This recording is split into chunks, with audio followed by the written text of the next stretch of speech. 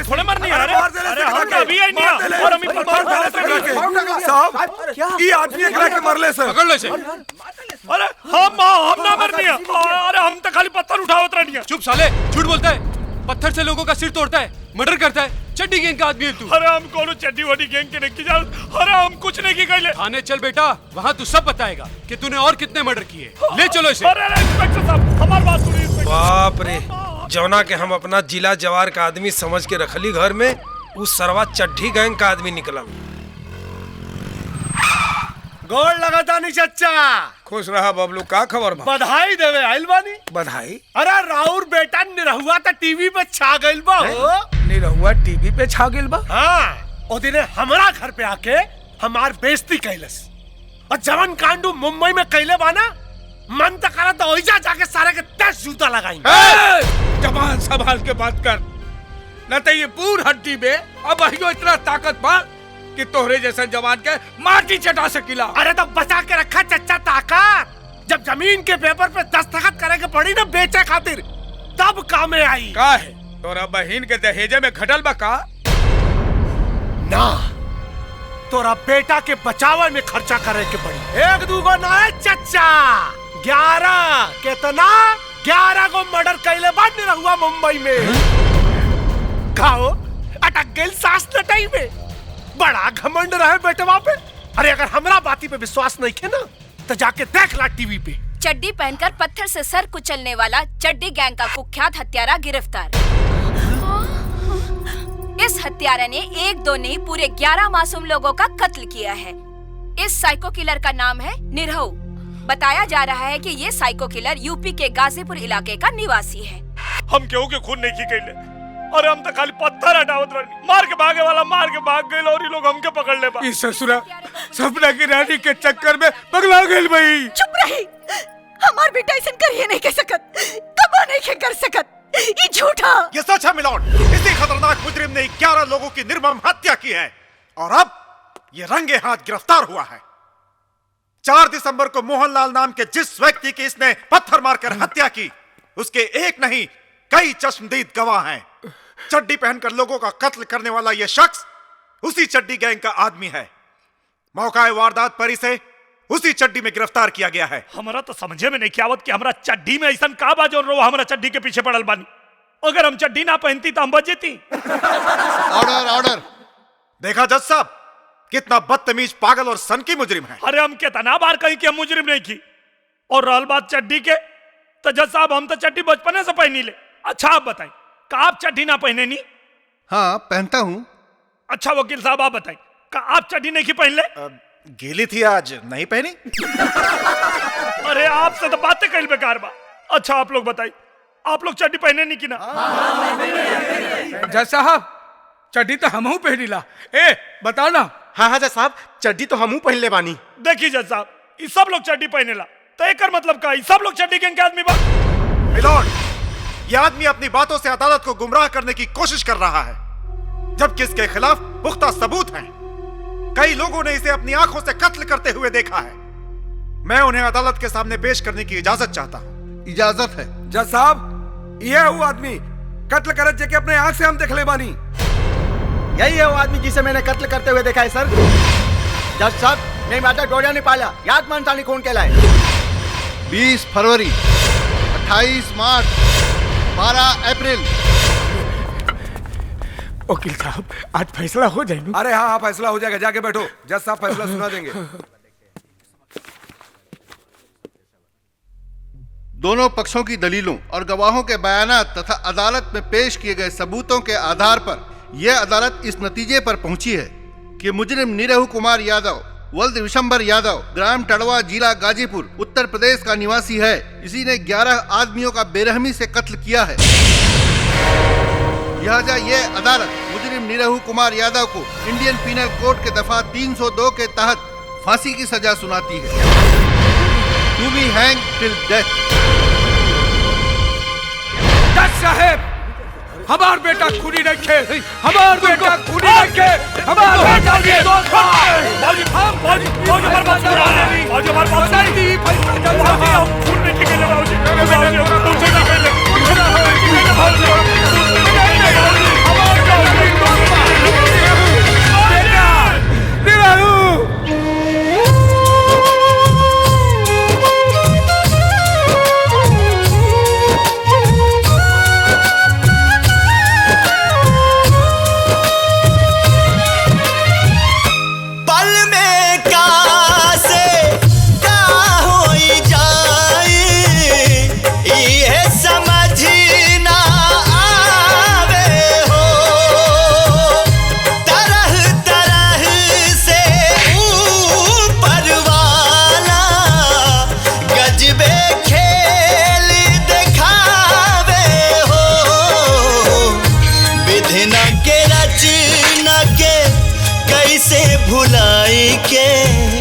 झूठही रखेला मन सपना सजाई के कबो दिले हंसाई कबो दिले रोआई जवन लिखल करम में भाई केहू कैसे वो के मिटाई।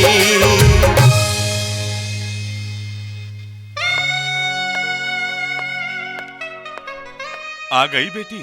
पापा आप अभी तक सोए नहीं? जिसकी जवान बेटी इतनी रात को वो भी लड़खड़ाते हुए घर आए, उस बाप को नींद कैसे आएगी बेटा?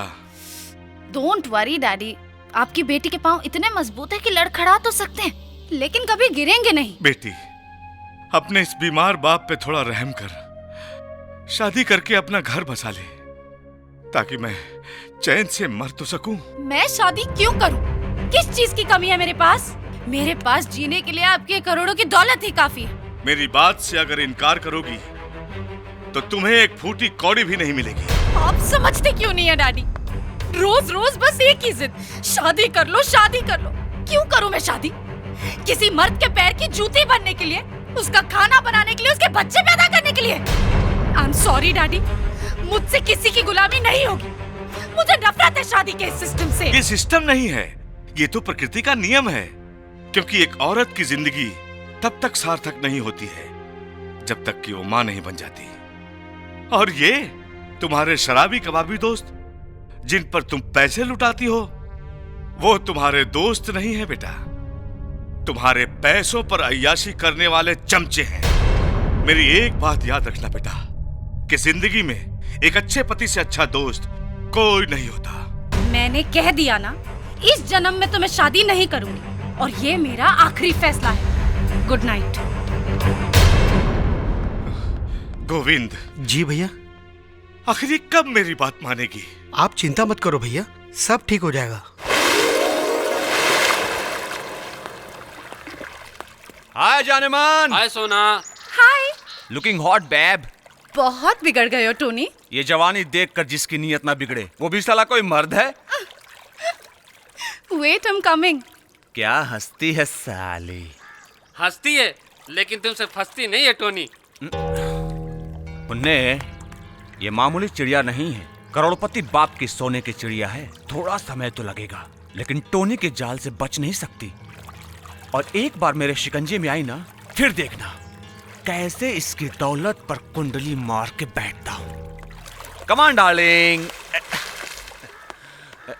टोनी, तुम्हारी यही हरकतें मुझे बिल्कुल भी नहीं पसंद है। सोना, सोना, सोना मैं स्वीट हार्ट, तुम तो जानती हो मैं तुमसे शादी करना चाहता हूँ, फिर तुम समझने की कोशिश क्यों नहीं करती? तुम क्यों नहीं समझते कि मैं शादी करना ही नहीं चाहती हूँ, और तुम सिर्फ मेरे अच्छे दोस्तों से ज्यादा कुछ नहीं समझे? मैडम, आपके पापा को हार्ट अटैक आ गया। ओह गॉड, अब वो कैसे? अब वो नहीं रहे।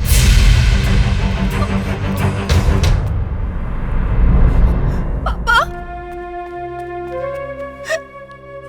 पापा, आई एम सो सॉरी पापा। मैं आपकी आखिरी इच्छा भी पूरी नहीं कर पाई। I am sorry.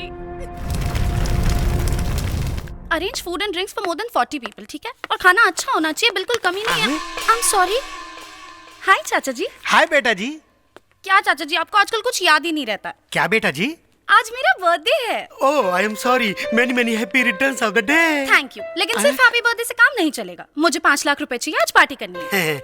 सॉरी बेटा जी, जब तक तुम शादी नहीं कर लेती मैं तुम्हें फूटी कौड़ी भी नहीं दे सकता। मजाक मत कीजिए। मैं मजाक नहीं कर रहा हूँ बेटा जी। मरने से पहले तुम्हारे पिताजी ने एक वसीयत की थी, उसमें लिखा है जब तक तुम शादी नहीं कर लेती उनकी प्रॉपर्टी में से तुम्हें एक भी पैसा न दिया जाए। I don't believe this. Daddy ऐसा कर ही नहीं सकते।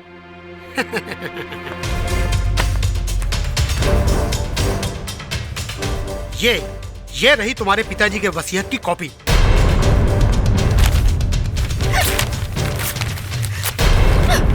मैं इस वसीयत को नहीं मानती। इसे फाड़ने से क्या होगा बेटा जी? असली वसीयतनामा तो हमारे वकील के पास है। बाय। चाचा जी, मैं कुछ नहीं जानती, मुझे पैसे चाहिए। बेटा जी मैं मजबूर हूँ, मैं तुम्हें पैसे नहीं दे सकता। अगर आप मेरे चाचा नहीं होते ना तो अभी क्या अभी आपको धक्के मार के घर से बाहर निकाल देती। भैया को मरते वक्त अगर मैंने वादा नहीं किया होता ना कि सारी जिंदगी मैं तुम्हारी देख रेख करूंगा तो मैं भी इस पैसे को लात मार के चला जाता।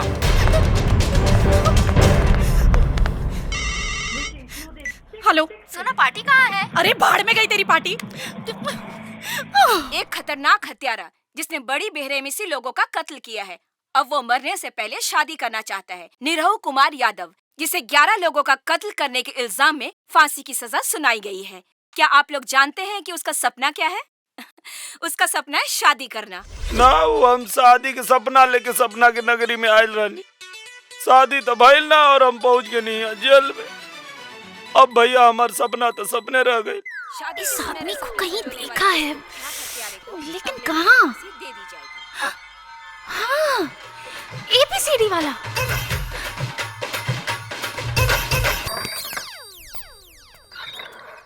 नमस्ते साहब। तुम जानना चाहते थे ना कि कौन सी लड़की है जो तुमसे शादी करना चाहती है? हाँ। ये है वो लड़की। तू है? तुम इसे जानते हो? अरे साहब बहुत चालू लड़की भी आई और घमंड एता ना कि एकर माई बाप एकरा के कुछ सिखौल ही नहीं के। इसका मतलब तुम इससे शादी नहीं करोगे? पहले को बात बतावा, तू हमरा से काहे शादी कर चाहता रू? अरे मैं तुम्हें कैसे बताऊं कि मुझे तुमसे प्यार हो गया है। अच्छा, वो दिनवा जब गोदी में उठैले रहनी तो गधा लागत रहनी और अब फांसी पे लटके वाला बानी तो सलमान खान बुझाता नहीं। अरे तुमने कारनामा ही ऐसा किया कि सारी दुनिया में तुम्हारा नाम हो गया। अब सोचो अगर मैं तुमसे शादी कर लूंगी तो मेरा भी कितना नाम हो जाएगा, है ना? नाम हम कुछ ना होई, बियाह होते तू राण हो जेबू। राण? व्हाट? अरे मतलब विधवा हो जेबू। अरे वही तो मैं होना चाहती हूँ। देखा था निसाबे कर, लड़की कुल सुहागिन होकल चाहनी और ईरान होकल चाहती है। अब मेरा मतलब किसी नामर्द की सुहागन होने से अच्छा है किसी मर्द की विधवा बन के जीऊं, है ना? दरअसल जोना कारनामा खातिर तू हमरा के मौरत बुझतारू वो हम कहले ही नहीं की, उ साला कोनो और कहले बा।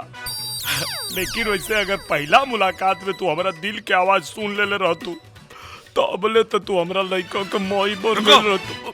पहले ये बोलो तुम इससे शादी करोगे या नहीं? साहब सुन ले बानी कि शादी के लड्डू जे खाला वो पछताला, आ जे ना खाला वो पछताला। हम लड्डू खा के पछताइल चाहता नहीं, हमरा के शादी मंजूर बा।